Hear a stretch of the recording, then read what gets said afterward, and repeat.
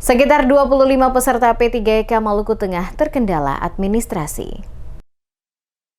Kepala Badan Kepegawaian dan Pengembangan Sumber Daya Manusia BKPSDM Kabupaten Maluku Tengah, Sahalim Latukonsina mengungkapkan bahwa proses administrasi pegawai pemerintah dengan perjanjian kerja atau P3K telah berjalan sejak Desember 2025.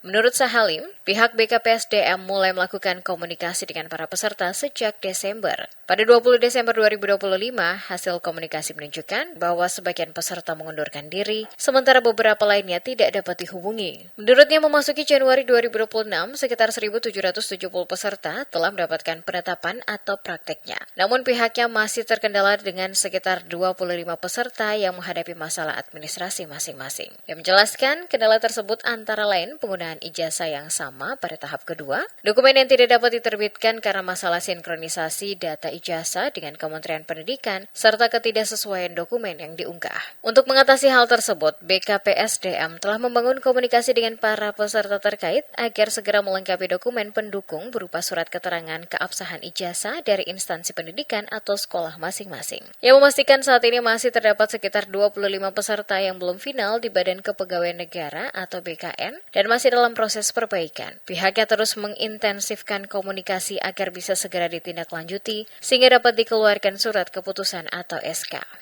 Sekitar 25 yang belum final untuk ada dari BKN masih dalam proses untuk perlu perbaikan. Yang ini kita intens untuk komunikasikan, mudah-mudahan bisa direspon cepat sehingga bisa ada tertib dan segera untuk kami terbitkan SK-nya. Untuk yang sudah ada tertib, alhamdulillah sudah ada SK-nya. Ini tinggal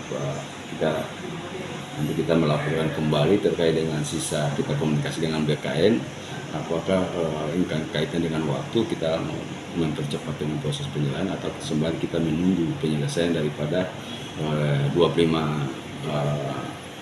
pegawai P3K paruh waktu yang hingga saat ini terkonfirmasi mereka lagi dalam tahap untuk perbaikan.